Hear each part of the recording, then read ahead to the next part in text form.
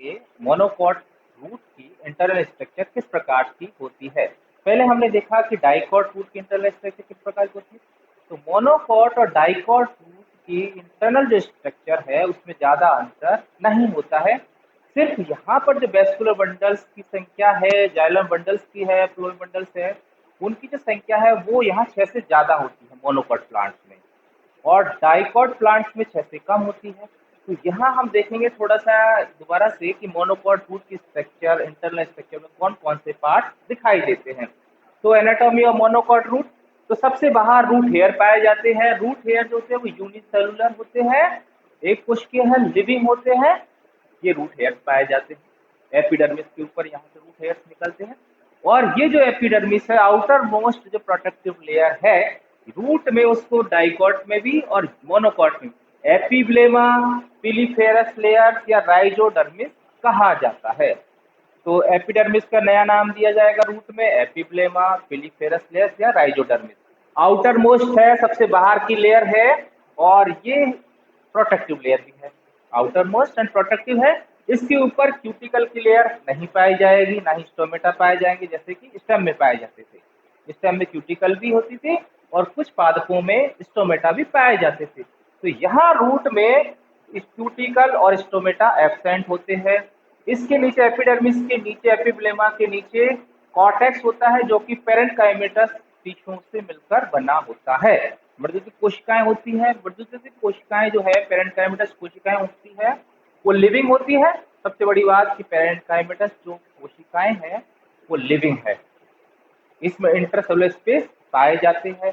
कोशिका भित्ति सेलुलोज की बनी हुई होती है। तो यहाँ जो कॉर्टेक्स है पूरा का पूरा वो पेरेन्काइमेटस है। इनके कोशिकाओं के बीच में रिक्त स्थान, इंटरसेलुलर स्पेस पाए जाते हैं।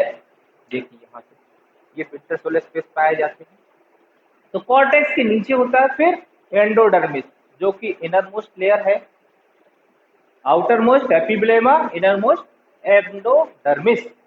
एंडोडर्मिस जो है, यहाँ पर मैंने पहले ही बताया था कि एंडोडर्मिस की कोशिकाओं पर, ये जो इसकी कोशिकाएं हैं, इसकी आंतरिक रेडियल वाल्स पर और इनर आउटर टेंजेंशियल वाल्व पर लिग्निन और सुबेरिन का जमाव होता है। इसका जमाव में लिग्निन और सुबेरिन का जमाव होता है। इस कारण से ये जो है ये वाटर के लिए इम्परमेबल हो जाती है। लिग्निन और सुबेरिन का जमा होने से पानी एक कोशिका से दूसरी कोशिका में नहीं जा पाता है। तो डेड सेल्स हो गई एक प्रकार से ये सारी की सारी। इनको कहा जाता है कैस्पेरियन स्ट्रिप्स, क्योंकि इसकी खोज कैस्पेरी नामक साइंटिस्ट ने की थी। तो यहाँ जो है ये कैस्पेरियन स्ट्रिप्स है, सारी की सारी कैस्पेरियन स्ट्रिप्स नाम दिया गया है, कैस्पेरियन पट्टिकाएं कहा जाता है। तो ये जो कैस्पेरी नामक साइंटिस्ट ने की खोज की थी, लेकिन प्रोटोजाइलम के जहां जहां प्रोटोजाइलम होगा उसके सम्मुख ये पतली भित्ति वाले होंगे, थिन वॉल सेल्स के होते हैं। वहां पर ये थिन वॉल सेल्स के होते हैं। प्रोटोजाइलम के सम्मुख जहां प्रोटोजाइलम होगा, ये प्रोटोजाइलम है, तो वहां पर क्या होगा, ये पतली भित्ति वाली होती है एंडोडर्मिस की। ये कोशिकाएं हैं, बेरल शेप्ड होती है लेकिन पतली भित्ति वाली होंगी। तो यहाँ से जो वाटर होता है वो अंदर इंटर करता है, अंदर एंट्री करता है। इसी कारण से इसको पैसेज सेल नाम दिया गया है। मार्ग कोशिकाएं पैसेज सेल्स कहा जाता है, जो कि डाइकॉट में भी बताया था किस प्रकार से पैसेज सेल्स होती है, जहां से पानी जो है वो प्रोटोजाइलम के माध्यम मेटाजाइलम से ऊपर स्टेम तक पहुंचता है। एंडोडर्मिस के नीचे होता है पेरिसाइकिल। ये पेरिसाइकिल भी पेरेन्काइमेटस कोशिकाओं का बना होती है। एक लेयर है, यूनिलेयर है, पेरेन्काइमेटस होती है। यहाँ जो है वो पेरेन्काइमेटस कोशिकाएं। पेरिसाइकिल परिरम्भ जो है ये पेरेन्काइमेटस मृदुकी कोशिकाओं का बना हुआ होता है। एक सिंगल लेयर होती है और पेरेन्काइमेटस। अब बात आती है वेस्कुलर बंडल्स की। तो रूट्स में वेस्कुलर बंडल जो होते हैं वो रेडियल प्रकार के हैं। इस प्रकार के हैं, रेडियल प्रकार के होते हैं, अर्रीय प्रकार के होते हैं। अर्थात जाइलम और फ्लोएम अलग अलग रेडियस पर स्थित होते हैं। सबसे खास बात रूट की, कि रूट में जो वेस्कुलर बंडल्स होंगे, जाइलम बंडल जो फ्लोएम बंडल्स होंगे वो अलग अलग त्रिज्याओं पर पाए जाते हैं, अलग अलग रेडियस पर होते हैं, इसलिए इनको रेडियल प्रकार का कहा जाता है। तो अर्य प्रकार के संबंधफूल, रेडियल प्रकार के संबंधफूल मोनोकॉट्स में पाए जाते हैं, रूट्स में सभी में रेडियल प्रकार के वेस्कुलर बंडल्स पाए जाते हैं। दूसरी खास बात यह है कि ये जो वेस्कुलर बंडल्स होते हैं वो एक्सार्क होते हैं। स्टेम की बात की जाए तो एंडार्क होते हैं, रूट की बात की जाए तो एक्सार्क प्रकार के होते हैं। अर्थात एक्सार्क का मतलब है कि प्रोटोजाइलम जो होगा वो बाहर परिधि की ओर होता है और मेटाजाइलम अंदर केंद्र की ओर होता है। प्रोटोजाइलम हिंदी में कहा जाता है आदि दारुक, और एक्सार्क को कहा जाता है वह आदि दारुक, अर्थात आदि दारुक। प्रोटोजाइलम कहां पर है? बाहर की ओर, परिधि की ओर। मेटाजाइलम केंद्र की ओर। प्रोटोजाइलम के परिधि की ओर होने के कारण इस स्थिति को कहा जाता है एक्सार्क, और स्टेम में प्रोटोजाइलम केंद्र की ओर होता है और मेटाजाइलम बाहर परिधि की ओर, अपोजिट बिल्कुल।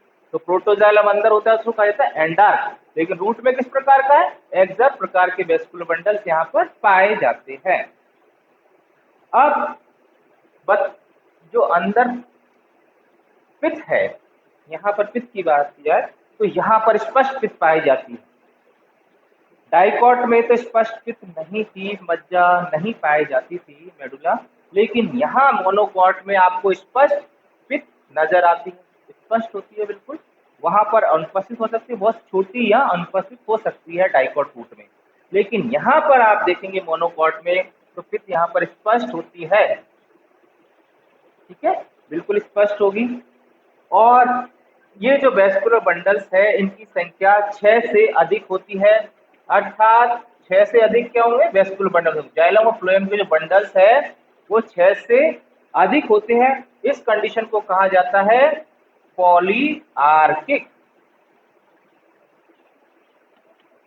पॉलीआर्किक कंडीशन कहा जाता है बहुआदीदार। पॉलीआर्किक का मतलब है जिसमें वेस्कुलर बंडल जो है जाइलम और फ्लोएम के बंडल्स होंगे वो 6 से ज्यादा होते हैं। तो मोनोकॉट रूट में कितने होंगे? 6 से ज्यादा, जबकि डाइकॉट रूट में 2 से 6 तक होते हैं। उसको डाईआर्क, ट्राईआर्क, टेट्रार्क, पेंटार्क, हेक्सार्क कहते हैं। आर्क का मतलब है भुजाएं, जितनी भुजाएं होंगी जाइलम की बंडल्स की उतना ही होगा। 2 ही तो डाईआर्क, 3 है तो ट्राईआर्क, 4 है तो टेट्रार्क। लेकिन यहाँ पर मोनोकॉट रूट में ये 6 से ज्यादा होने के कारण इनको पॉलीआर्क कहा जाता है। देखिए 6 से ज्यादा हो, बहुआदीदारक हो गई ज्यादा होने के कारण। तो ये जो है सारी मोनोकॉट रूट की विशेषताएं हैं। यहाँ पर रूट हेयर्स पाए जाएंगे, यूनिसेलुलर एपिडर्मिस पाई जाती है, जिसे एपिब्लेमा, पिलीफेरस लेयर रोम उत्पन्न होते हैं, उस कारण से पिलीफेरस लेयर कहते हैं। या राइजोडर्मिस कहा जाता है। कॉर्टेक्स जो होगा वो पेरेन्काइमेटस है, इंटरसेलुलर स्पेस इनमें पाए जाते हैं। एंडोडर्मिस की बात की जाए तो एंडोडर्मिस में कैस्पिन स्ट्रिप्स पाई जाती है, जो कि कैस्पिन नामक साइंटिस्ट ने खोज किया था। ये जो कैस्पिन स्ट्रिप्स है ये रूट प्रेशर को बनाए रखने का भी काम करती है। पानी जब बाहर नहीं निकलेगा, चारों तरफ मोटी भित्ती है, लेकिन सुवेरिन की जमाव हो गया तो पानी रूट प्रेशर को भी ये बनाए रखती है। लेकिन जहां पर प्रोटोजाइलम होगा वहां पर एंडोडर्मिस की कोशिकाएं जो होंगी वो पतली भित्ती की होती है, जिन्हें पैसेज सेल्स कहा जाता है। इन्हीं पैसेज सेल्स से रूट एयर से जो वाटर एब्जॉर्ब किया जाता है वो एपिडर्मिस से होता हुआ, कॉर्टेक्स, इंटरसेलुलर स्पेस से होता हुआ पैसेज सेल के माध्यम से प्रोटोजाइलम में प्रवेश करता है। तो रास्ता कौन सा है? पैसेज सेल के माध्यम से। इसके अंदर पेरिसाइकिल्स है। पेरिसाइकिल्स पेरेन्काइमेटस कोशिकाओं की बनी हुई होती है। जाइलम फ्लोएम की बात की जाए, वेस्कुलर बंडल्स की बात की जाए तो रेडियल प्रकार के वेस्कुलर बंडल पाए जाते हैं, अर्थात जाइलम फ्लोएम अलग अलग त्रिज्याओं पर पाए जाते हैं। और यहाँ पर पॉलीआर्किक कंडीशंस होती है, अर्थात यहाँ 6 से ज्यादा वेस्कुलर बंडल्स पाए जाते हैं। जाइलम के बंडल और फ्लोएम के बंडल 6 से ज्यादा होते हैं और पित्त यहाँ पर स्पष्ट होती है। अपवाद है इसमें मोनोकॉट में ओनियन, प्याज में वेस्कुलर बंडल्स होते हैं वो 2 से 6 तक होते हैं। तो यहाँ अपवाद याद रखेंगे मोनोकॉट रूट में कि ज्यादातर तो पॉलीआर्किक कंडीशंस है, लेकिन प्याज के अंदर यह 2 से 6 तक वेस्कुलर बंडल पाए जाते हैं। Thank you.